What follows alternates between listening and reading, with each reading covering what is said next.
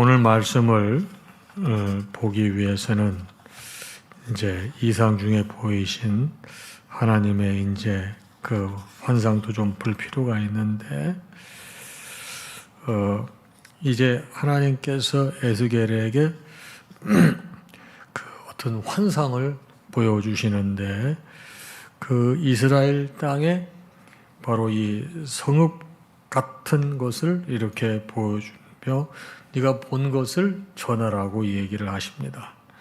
그리고 에스겔은 또 측량하는 이 장대를 잡은 사람을 보게 되는데 노수로 만든 사람 같은 거예요. 그러면서 집 바깥 담과 동쪽 문은 곳곳을 이렇게 곳곳을 측량하는 모습을 봅니다. 그리고 삼면을 이렇게 둘러싸고 있는 바깥들을 보니 박석들이 깔려 있었고 북쪽 문은 동쪽 문과 같은 크기와 같은 구조로 되어 있었습니다. 이런 성읍 같은 걸 보여주고 그 다음에 이제 무엇을 보여주는가 하면은 성전으로 올라가는 길을 이렇게 쭉 보여주시는 거예요. 자, 성전은 이렇게 보니까 그 외문은 7층계 위에 있고 그 다음에 내문은 8층계 위에 있는 거예요.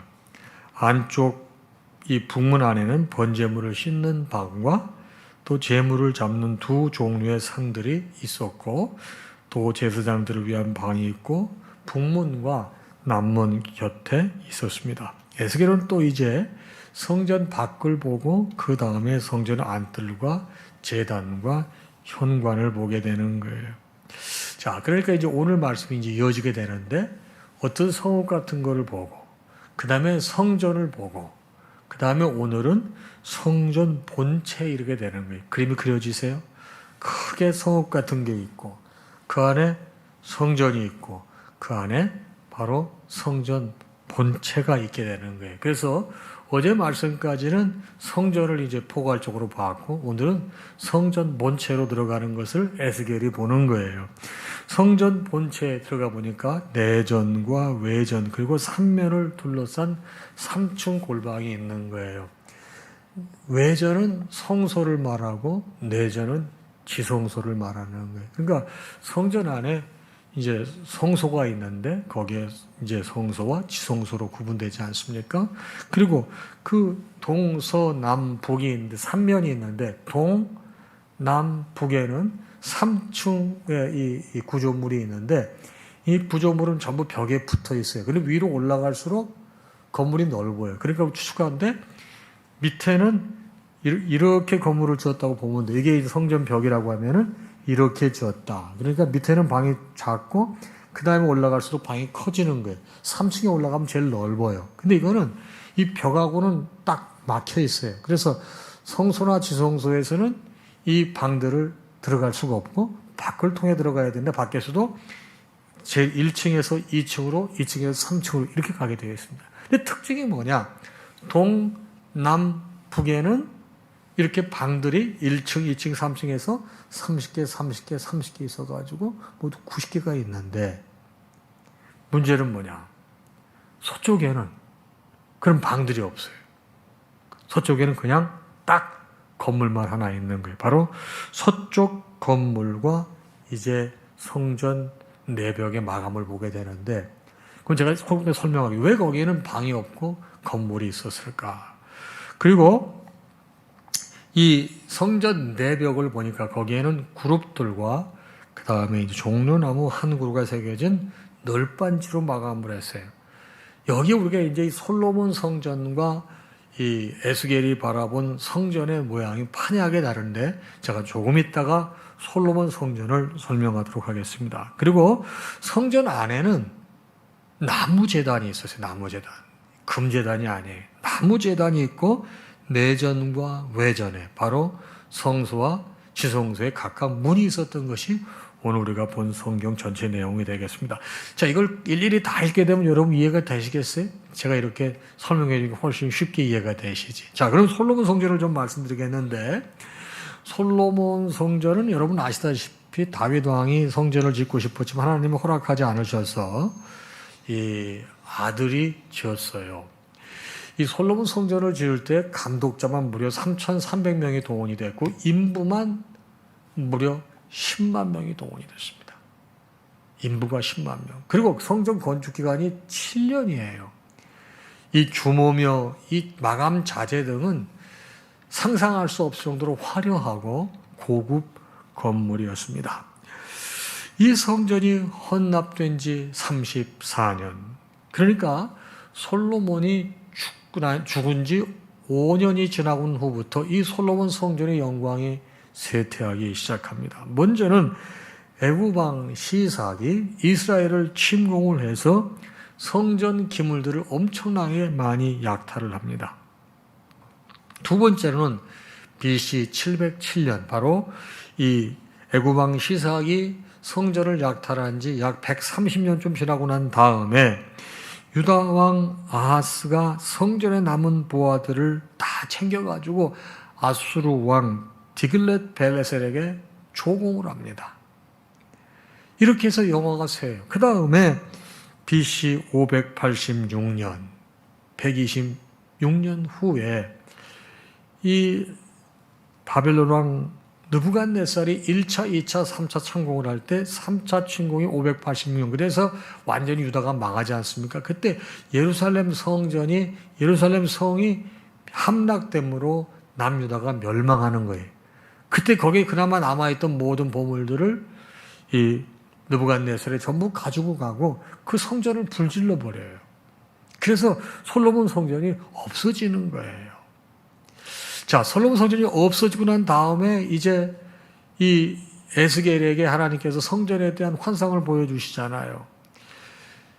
에스겔이 597년에 포로로 끌려갔단 말이에요. 두 번째 왔을 때. 그리고 함락이 된 거는 586년이니까 성전이 없어지고 난 다음에 환상을 보여주는 거예요.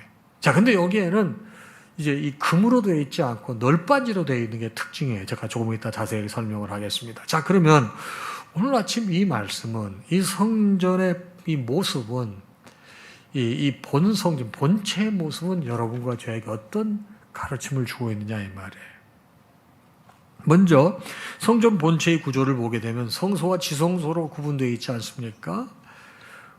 바로 외전의 통로문보다 내전의 통로문이 더 좁아요. 자, 외전은 성소라고 그랬고 내전은 지성소라고 그랬습니다. 그러니까 성소로 들어가는 문의 통로보다 지성소로 들어가는 문의 통로가 더 좁다. 이게 특징이 되겠습니다. 그리고 이 성전의 넓이는 모두 정확하게 따지게 되면은 67.97평에 68평에 한 척은 0.53 미터에 53cm에 한 큐빗이 여기서부터 여기까지를 재요. 어떤 사람은 이렇게 주먹을 쥐기도 해요. 그러면 주먹을 쥐면 45고 평면은 50이에요. 그래서 한 척이나 한 큐빗이나 비슷하다고 보시면 되는 거예요. 그러니까 성전의 이 넓이는 바로 이 성소와 지성소 넓이는 68평이다. 그렇게 보시면 되겠어요. 자, 그런데 이 성전이 아까 말씀드렸듯이 성소와 지성소로 구분이 되어 있는데 성소로 들어가는 문의 통로보다 지성소로 들어가는 문의 통로가 더 좁다고 그랬습니다. 이것은 어떤 뜻을 의미하느냐? 바로 거룩하신 하나님께 나아가는 길이 결코 쉽지 않고 인간의 힘으로 되지 않은 것을 상징하는 거예요. 주님께서 문을 열어주실 때 여러분 주님께로 다가오기는 은혜를 베풀어 주실 때 우리가 나아갈 수 있는 거예요.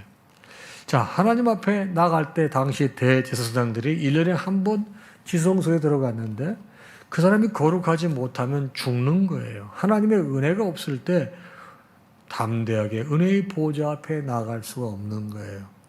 자, 우리는 그런데 지금 구약을 공부하고 있지만 신약까지 알고 있는데 예수 그리스도께서 십자가를 지시고 당신께서 그 귀한 생명을 희생제물로 주셨어요.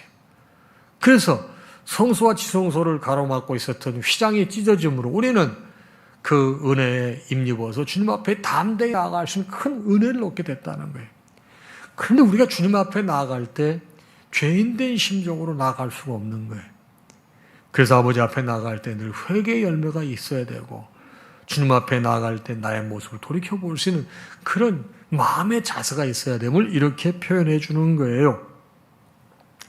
여러분, 내가 내 힘으로 구원해 보겠다고 힘쓰고 애쓰는 것이 있습니까? 여러분, 구원은 하나님께 속해 있는 것이 나의 노력으로 되는 게 아니에요. 그러나 여러분, 중세시대 때 보게 되면 돈으로 구원받을 수 있다고 생각을 했어요. 그래서 성전에 가게 되면 연복회가 있었는데 그 연복회, 그 당시에는 집회가 아니고 전부 동전이었잖아요. 그 액수의 차이에 따라서 이 연복회 돈이 떨어지는 소리가 다르다고 그랬어요. 특히 에켈 같은 사람은 당시에 이 천주교 입장에 서 있던 사람인데 그 떨어지는 돈의 소리에 따라서 천국의 좋은 자리가 확정된다. 뭐 이런 말도 안 되는 소리를 했음에도 불구하고 많은 사람들에게 그게 먹혔어요. 사람들의 심리가 어떤 줄 아십니까? 부모님 살아생전에 사실 잘하는 게 중요해요. 돌아가시고 난 다음에 잘하는 게 무슨 소용이 있어요? 살아생전에 조금이라도 잘하세요. 우리는 물론 뭐 제사를 지내지 않지만은 제사 지내는 사람들을 보게 되면 상다리가 휘게 한다고 정성을 다 드린다고요. 아니, 부모님 살아 드실 때 그거 10분의 1만 하지. 사람들이 그런 심리가 있어요. 내가 살아생전에 못했기에 잘못했기에 잘해드리고 싶은 마음이 있거든요. 그래서 당시에 그런 게 굉장히 설득력이 있었습니다.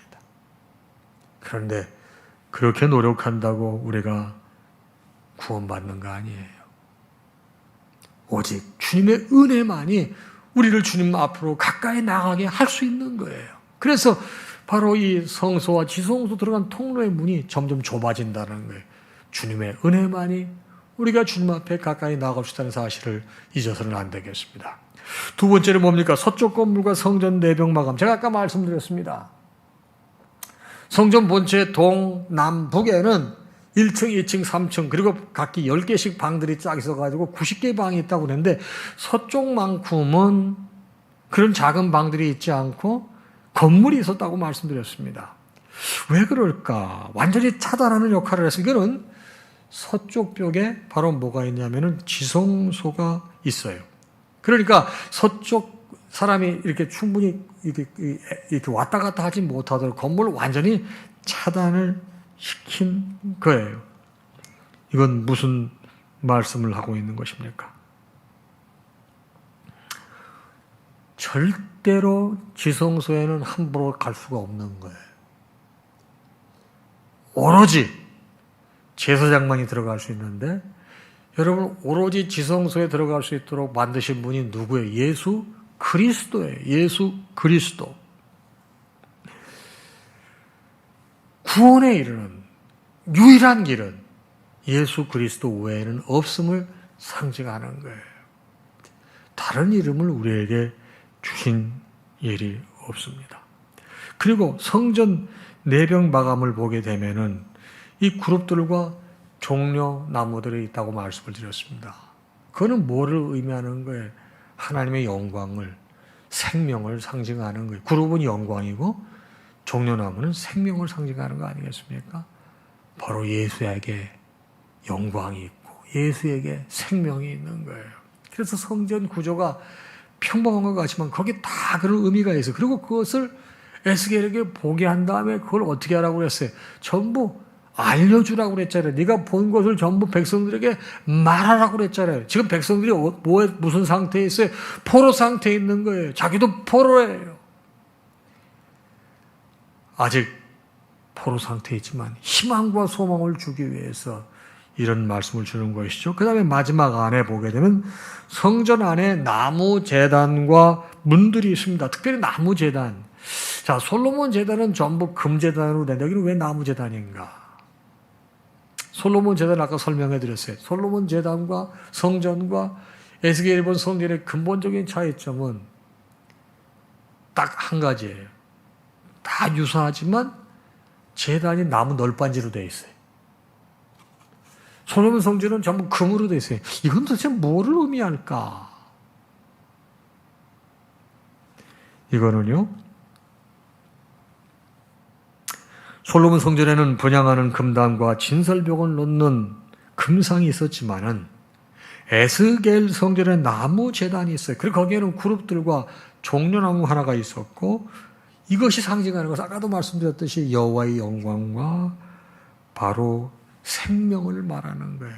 그러니까 여호와의 생명과 영광이 이런 금과 비교할 수 없는 거예요. 나무 판때기면 어때요? 그게 중요한 게 아니라는 거예요. 본질은 생명과 영광이라는 거예요. 우리가 신앙생활함에 있어서 무엇이 중요한지, 자, 우리가 금처럼 화려하게 꾸미고 싶은 내 삶의 부분이 있습니까? 이거 한번 생각해 보라는 거예요. 금처럼 화려하게 꾸미고 싶은 나의 내부는 무엇이 있을까? 그러나 여러분, 금처럼 화려하게 꾸미고 싶은 그 무엇보다 더 중요한 게 우리 사람 자체가 구원받은 생명이고 천국에 대한 소망이 확실하다고 하면은 우리가 입는 것, 가지고 있는 것, 내 머릿속에 들어있는 것, 이런 게 뭐가 그렇게 얼마나 이것보다 넘어설 수 있겠습니까? 구원을 넘어설 수 있는 게 없는 거예요. 영원한 생명을 넘어설 수 있는 게 없는 거예요. 영광을 넘어설 수 있는 게 없는 거예요. 이것은 여러분과 저에게 우리가 무엇으로 영적으로 무장되어야 하는지를 가르쳐 주시는 말씀이에요. 물론 공부도 해야 됩니다. 또 교양도 갖춰야 됩니다. 그리고 건강도 잘 유지해야 됩니다. 또 좋은 옷도 입어야 됩니다. 좋은 금붙이도 있으면 좋죠. 보석도 있으면 좋죠. 명품 백도 들으면 좋죠. 그런데 그런 것보다 더 중요한 건 뭐예요? 나 자신이. 주님 앞에 상품이 되셔야 되겠어요? 제품이 되셔야 되겠어요? 물품이 되셔야 되겠어요? 아니면 명품이 되셔야 되겠어요? 잘 생각해 보세요. 상품은 화려하게 만들어야 돼요. 그래야 팔리는 거예요. 제품은 막 많이 만들어내는 거예요. 물품은 뭐예요? 이 모든 걸 다 그냥 물품이라고 그러는 거예요. 근데 명품은 뭐예요? 그건 리미티드 에디션이에요. 한정 수량만 만드는 거예요.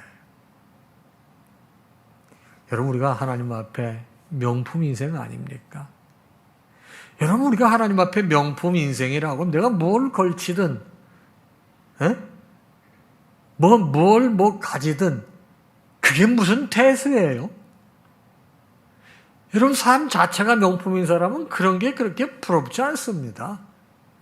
그런 거를 걸치지 않아도 그 사람 자체가 멋지기 때문에 괜찮습니다. 그렇습니다. 여러분, 이 성전 안에 나무 제단이 의미하는 건 그거예요. 그저 금처럼 화려하게 꾸미고 싶은 내 삶보다 더 중요한 것이 내가 하나님 앞에 귀한 생명이라는 것, 예수의 영이 살아있어서 구원받은 백성이라는 것, 이것을 깨닫고 사는 것이 더 중요하다는 것입니다. 사랑하는 여러분, 이런 자세로 사셔서 하나님의 기쁨이 되시기를 주님의 이름으로 축복합니다. 찬양하겠습니다.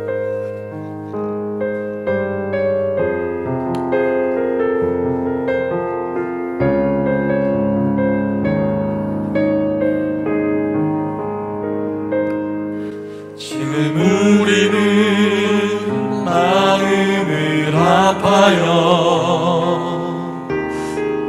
진정으로 기도할 때니 모이자 하나 되자. 우리가 갈 길이라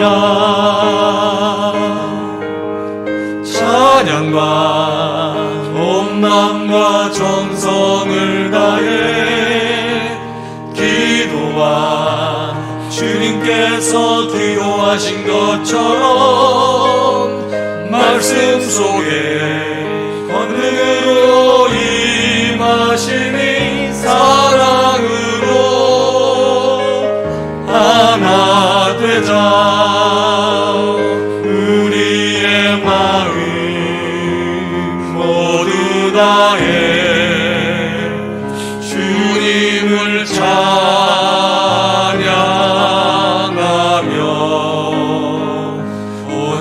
세상에 주의 사랑 전하리라.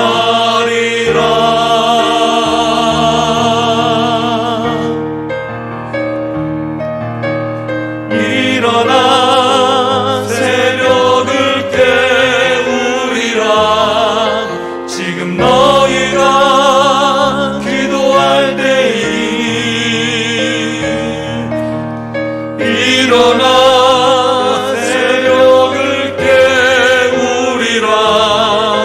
내가 너희와 함께 하리라. 우리 주님 예수 그리스도의 크신 은혜와 하나님 아버지의 무한하신 사랑하심과 성령님의 감동, 감화, 교통 역사, 충만하심이 오늘 아침에 주신 말씀을 받고 하루를 시작하는 사랑하는 당신의 모든 자녀와 그 가정 위에 이제로부터 영원토록 함께 있을지어다. 아멘.